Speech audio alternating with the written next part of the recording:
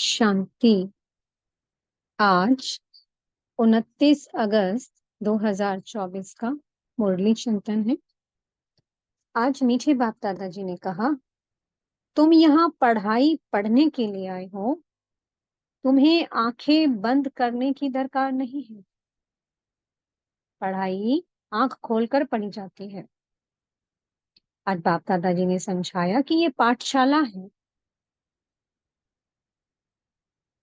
जैसे स्कूल में जाते हैं तो बच्चों का अटेंशन हमेशा किस में रहता है? टीचर में रहता है कि टीचर हमसे कोई प्रश्न पूछेगा तो हमें आंसर देना है। हमें इशारे से जैसे हाथ ऊपर करके बताते हैं कि हाँ मुझे ये आंसर आता है। ऐसे ऐसे तो पूरा अटेंशन बच्चों का किस में रहता है? टीचर में रहता है। लेकिन बाबा ने कहा ये पढ़ाई है जो, ये बड़ी विचित्र है। ये स्कूल बड़ा विचित्र है, क्योंकि यहाँ पर पढ़ाने वाला विचित्र है। तो इसलिए बाबा कहते हैं जो विचित्र इस चित्र में बैठ करके पढ़ा रहा है, तो इस चित्र को नहीं देखना है। इस चित्र में जो विचित्र बैठा है उसको देखना है, उसे याद करना है। बाबा ने कहा कि सबको भक्ति मार्ग की आदत लगी हुई है, आंखें बंद करके बैठ जाते हैं। लेकिन बाबा कहते हैं नहीं, यहाँ तो तुम्हें आंखें खोल कर बैठना है। और बुद्धि में क्या रहे? इस चित्र के द्वारा, ब्रह्मारथ के द्वारा हमें शिव बाबा पढ़ा रहे हैं। सब कुछ आत्मा ही कर रही है। कौन कर रहा है? हमें पढ़ा कौन रहा है? हमें बाबा पढ़ा रहे हैं। किसको पढ़ा रहे हैं? हम आत्माओं को पढ़ा रहे हैं। बाबा ने आज आत्मा के ऊपर बहुत अच्छे से समझाया कि आत्मा ही सुनती है, आत्मा ही कर्म करती है। शरीर, शरीर क्या है? सिर्फ एक इंस्ट्रूमेंट है। अब बिना आत्मा के तो शरीर कुछ नहीं कर सकता है। आत्मा ही शरीर के द्वारा पढ़ती है और आत्मा ही शरीर के द्वारा पढ़ाती है। अब संस्कार हैं वो अच्छे हैं चाहे बुरे हैं, जो भी हैं वो आत्मा में ही तो हैं। शरीर तो खत्म हो जाता है ना? कोई कहता है कि मैं ये हूँ, मैं ये हूँ। इस आत्मा ने प्राइम मिनिस्टर का शरीर धारण किया, लेकिन ये बातें औरों को समझ में नहीं आती ना। ये बातें हमें कब पता चलती है? जब स्वयं परमात्मा आकर के हमें समझाते हैं। लेकिन बाबा कहते हैं समझाता हूँ, लेकिन फिर भी हर किसी को समझ में नहीं आता। तो समझने में कैसे बन जाते हैं बाबा? क्या कहते हैं? नंबरवार बन जाते हैं। बाबा ने कहा अगर आत्मा शरीर से निकल जाए तो शरीर कुछ नहीं कर सकता है। आत्मा निकल गई, शरीर को कोई मारे पीटे कुछ भी करे तो कुछ फर्क पड़ेगा क्या? लेकिन अगर आत्मा शरीर में है और उसको कुछ मारा पीटा जाए तो दुख कौन लेगा? आत्मा लेगी। तो शरीर में बैठकर सुख दुख की अनुभूति आत्मा ही करती है, क्योंकि आत्मा ही चैतन्य है। और ये शरीर जड़ है, विनाशी है। इसलिए बाबा ने कहा है ये बातें अच्छे से समझने की हैं, बहुत सूक्ष्म है। सिर्फ क्या याद करना है? उस विचित्र को याद करना है। एक वही आत्मा है जिसका नाम है, जिसको क्या कहते हैं? सदा शिव। जो हमेशा, इस आत्मा का नाम एक ही है, शिव। बाकी सबको क्या कहेंगे? आत्मा। हाँ, जब वो आत्मा शरीर को धारण करती है तो उसके शरीर का नाम पड़ जाता है, लेकिन आत्मा का कोई नाम नहीं है। आत्मा सिर्फ एक स्टार है। सिर्फ एक परमात्मा ही है जिनका नाम सदा शिव ही रहता है। शिवलिंग ही है निराकार। बाबा कहते हैं मैं संगम युग पर ही मैं आता हूँ। 5,000 वर्षों के बाद अब आता है और आकर के अपने बच्चों को पढ़ाता, अपने बच्चों को मिल्कियत देता है। और अपने बच्चों को ही तो देंगे, कोई भाई के बच्चों को वर्षा थोड़ी ना देता है। तो बाबा को बहुत वंडर लगता है कि जो आपके लौकिक पिता हैं उनको तो सब बहुत याद करते हैं, मरने तक भी याद करते रहते हैं, और कई तो मरने के बाद भी याद करते रहते हैं। लेकिन मैं यहाँ पर बाबा में 21 जन्मों की बादशाही दे रहे हैं, फिर भी बाबा कहते हैं मुझे भूल जाते हैं। बाबा इसलिए रोज रोज हमें समझाते हैं मुझे एक को याद करो, माँ में कम याद करो। मन मना भव का मंत्र देते हैं।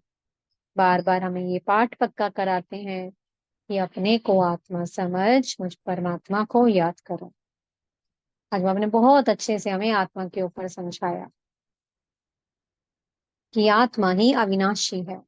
ये शरीर विनाशी है, लेकिन 63 जन्मों से हमें शरीर देखने की आदत जो पड़ गई है, तो इसलिए बाबा हमें रोज रोज ये पाठ पक्का कराते हैं कि देह सहित इस देह की दुनिया को भूल जाओ और मुझ एक को याद करो।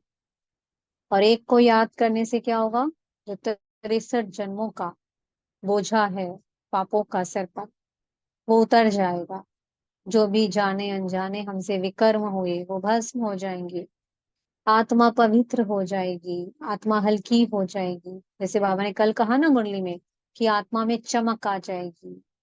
तो चमक लानी है ना हमें आत्मा में, तो हमें इसलिए बाबा को बार बार घड़ी घड़ी याद करना है, उस बिंदु में टिकने का अभ्यास करना है। कल बाबा ने हमें वरदान में भी यही दिया था कि बिंदु को बार बार अपनी स्मृति में लाओ, बिंदु में टिक जाओ।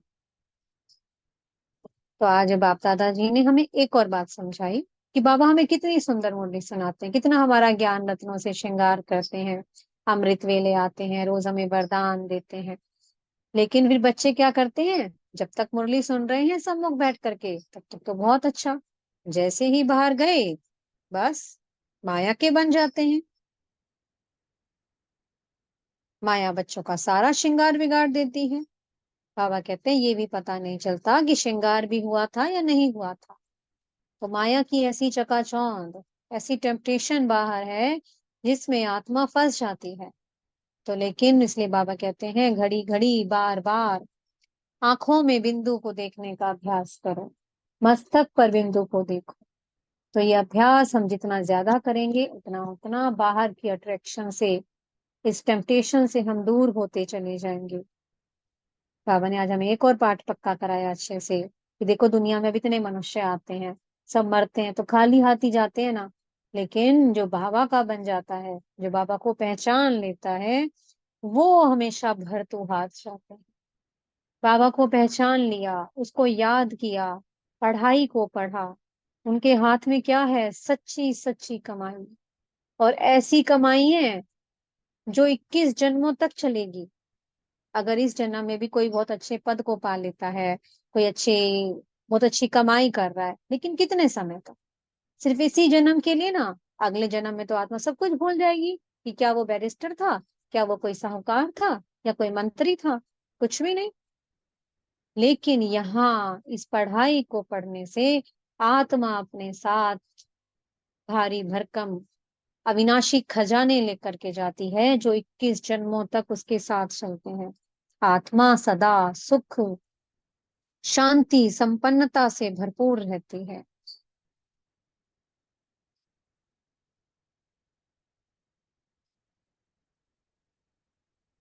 और मीठे बाबा ने आज कहा कि बच्चों को मांगने की आदत पड़ गई है। भक्ति में सब लक्ष्मी के आगे माथा टेकते हैं, हमें धन दे दो, हमें इतना दे दो। लेकिन बाबा कहते हैं क्या मांगते हो? कौड़ी मांग रहे हो। और वो मांगने से मिल जाता है क्या? यहाँ मुझे को याद करो। बाबा तो हेल्थ, वेल्थ, हैप्पीनेस देने आए हैं, और वो भी पूरे 21 जन्मों के लिए। तो इसलिए बाबा कहते हैं मांगना नहीं है। बाबा से ही मांगते हैं कई बार बच्चे तो। बाबा कहते हैं आप तो अधिकारी हो, आपको मांगने की दरकार नहीं है। मांगना मतलब भक्ति।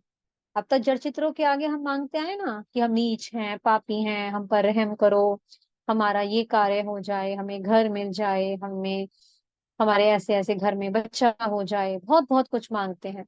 लेकिन बाबा कहते हैं नहीं। यहाँ तो बच्चे ने बाप को पहचाना, बाबा कहा, और बच्चा वर्षे का अधिकारी बना।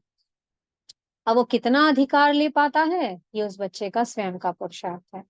तो जो आत्मा जितना पतित पावन पिता को याद करेगी, जितना जितना पढ़ाई को स्वयं में धारण करेगी, धारणा मूर्त बनेगी, उतना उतना वो आत्मा अविनाशी खजानों को प्राप्त करेगी, अविनाशी भाग्य को प्राप्त करेगी। तो इसलिए बाबा ने कहा है कि हमें कभी भी मांगना नहीं है। हम कौन हैं? हम अधिकारी बच्चे हैं। और जो अधिकारी होता है वो कभी मांगता नहीं है। सब कुछ मेरा है। बाबा के पास जाओ परम धाम में, बाबा बिंदु के संग बैठ जाओ, और बस बाबा से सर्व गुण, सर्व शक्तियां, सर्व खजाने स्वयं में भरते रहो। जाओ और ले लो। मांगना नहीं है। ये मेहनत हमारी है, ये पुरुषार्थ हमारा है कि हम कितना स्वयं को भर पाते हैं, कितना हम उस एक की याद में टिक पाते हैं। जो करेगा सो पाएगा। बाबा तो सागर है, उसने सब कुछ खोल रखा है। 2400 घंटे, 24x7, कभी भी जाओ और कभी भी ले लो। अथाह खजाने हैं। मीठे सतगुरु जी ने आज वरदान दिया है, समय के महत्व को जान, फास्ट सो फास्ट फर्स्ट आने वाले त्रिव गति के पुरुषार्थी भव। तो बाप दादाजी ने वरदान दिया है, जो जिन बच्चों को अव्यक्त पालना मिली, जबकि जब ब्रह्मा बाबा ने शरीर छोड़ दिया था उसके बाद जो बच्चे ज्ञान में आए, तो उन सब बच्चों को वरदान प्राप्त है कि जो बच्चे अव्यक्त पालना ले रहे हैं वो last so fast, fast so first. तो इसलिए इस वरदान का हमें स्वरूप बनना है, समय के महत्व को अच्छे से जानना है और खूब अच्छे से इस पढ़ाई को पढ़ना है, आगे जाना है और दुआओं का पात्र बनना है। हमें वरदान प्राप्त है तो इस वरदान का हमें स्वयं में धारण करना है, क्योंकि हमें सहज पुरुषार्थी का और वो भी तीव्र गति के पुरुषार्थी का वरदान प्राप्त है।